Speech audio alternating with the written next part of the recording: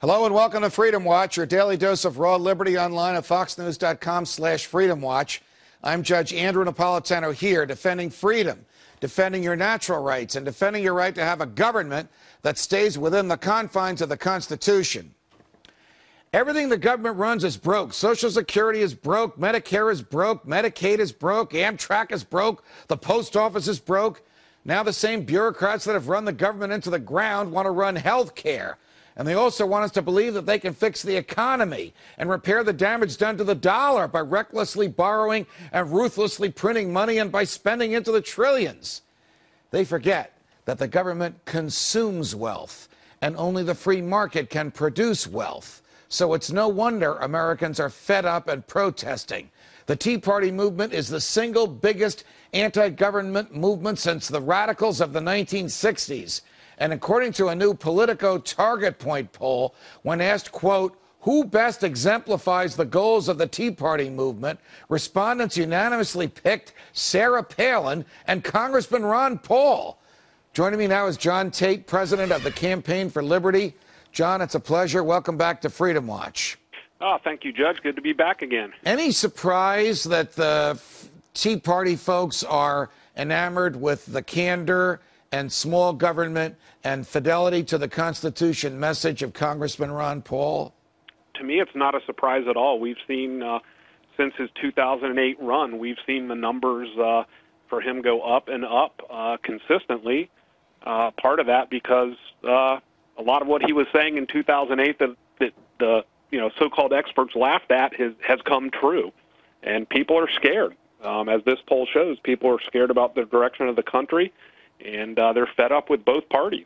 The other poll that I found even more fascinating than this one was a Rasmussen poll last week, which pitted Congressman Paul against the president in a hypothetical one-on-one matchup for popular support. This is not electoral votes, and I realize it's only April of 2010. But that was President Barack Obama 42, Congressman Ron Paul 41. Did that startle you as well? Okay, Judge, on that one, I am going to have to say I was a little startled by that. But I think, again, that tells you just how bad things are in this country and just how upset people truly are. Again, someone who was sort of scoffed at and laughed at by the, most of the media and most of the Republican hierarchy in 2008 is now, 1 point away from President Obama.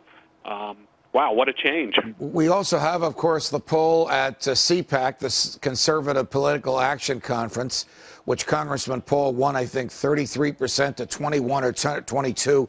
Mitt Romney, who was the closest. We had the straw poll at the Southern Republican Leadership Conference, in which Congressman Paul was 1 vote behind Mitt Romney. They each had 24% of the vote. It was obviously a statistical dead heat. I'll tell you what this tells me, John. It tells me that the vast independents, people not associated with either party, are fed up with big government no matter who delivers it to them, whether it's a George W. Bush version of big government or a Barack Obama version of big government. The huge group of independents that frequently decide national and even state elections have said enough is enough. We're going to take a look at the small government, fidelity to the Constitution. The natural rights are supreme. The Constitution has to be followed.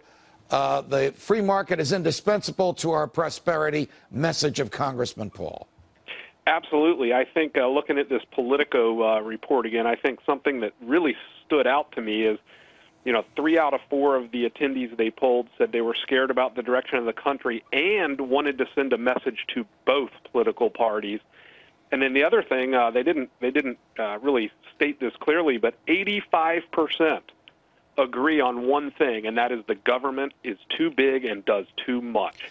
And that was and is, I think, the overriding concern of most of Americans right now. You know, I realized we have a Democrat in the White House, and the Democrat is now pursuing nearly the identical foreign policy that his Republican predecessor did. But Congressman Dana Rohrabacher, a conservative from Southern California who was once a speechwriter for Ronald Reagan before he was a member of Congress, recently stated that in his view, between 85 and 90% of Republicans in the House believe that the war in Iraq was wrong and is unlawful. Now, how could there possibly have been such a transformation in people's thinking on something as profound and as expensive and as costly to human life as this war? Yeah, that's an amazing number. You know, I guess we could all wish they had felt that way back when George Bush was in office. Things would have been different. But once again, I think people look at it, and, you know, it's been a number of years now, and, you know, I think one of the most telling things from the last presidential race was John McCain's comment. I don't remember the exact quote about, you know, being there 100 years. And I think people are starting to realize that it doesn't matter if we're there 5 years, 10 years, 100 years, or 500 years. When we leave, it's going to go back to the way it's always been. And it's, you know, what are we doing there? Well, why isn't there more of an uproar about what we're doing there? Why isn't there more of an uproar about the CIA sending drones, which are dispatched by someone in the comfort and security of a laptop in Langley, Virginia, to kill people, many of them innocents, in Pakistan? Why aren't people upset about the director of national intelligence who said, yes, the president has the authority to have the CIA assassinate Americans in foreign countries? Why isn't there more angst and anxiety about the things that President Obama is doing that are nearly identical, in the case of assassinating Americans, or even steps beyond what President Bush was doing? Right. Yeah, I think, in my opinion, there's a couple reasons for that. One is, of course, a whole segment of the people that were, you know, violent, you know, very actively opposed to what George Bush was doing. They're Obama supporters, and of course, they're not going to take on their president. Part of it is, I think, that there is a large segment of the population that they're concerned more about the economy right now. They're concerned about their jobs, their families. And part of it is, boy, I hate to say this, but, you know, I think a lot of times the American people tend to become desensitized to this kind of stuff. You know, it happens so often, so many times. I did find it amazing when I heard the story that Obama had authorized killing an American citizen.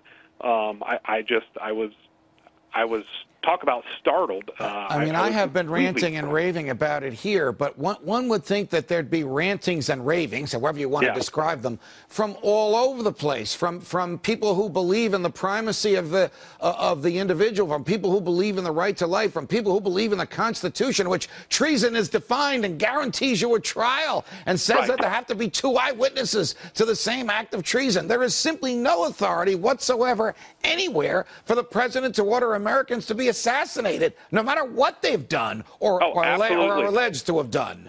Yeah, absolutely. You're exactly right. And why there's not, you know, again, why there's not more outcry, I don't know. I know that, you know, there's a certain segment that are upset about it, and I think that number is growing, and hopefully will continue to grow, because it's a, boy, we're in scary times, very scary times. I want to ask you one last question back to the Tea Parties. I hear Republicans saying to me, don't vote for, don't talk about, don't support the Tea Party candidate because the worst Republican is better than the best Democrat.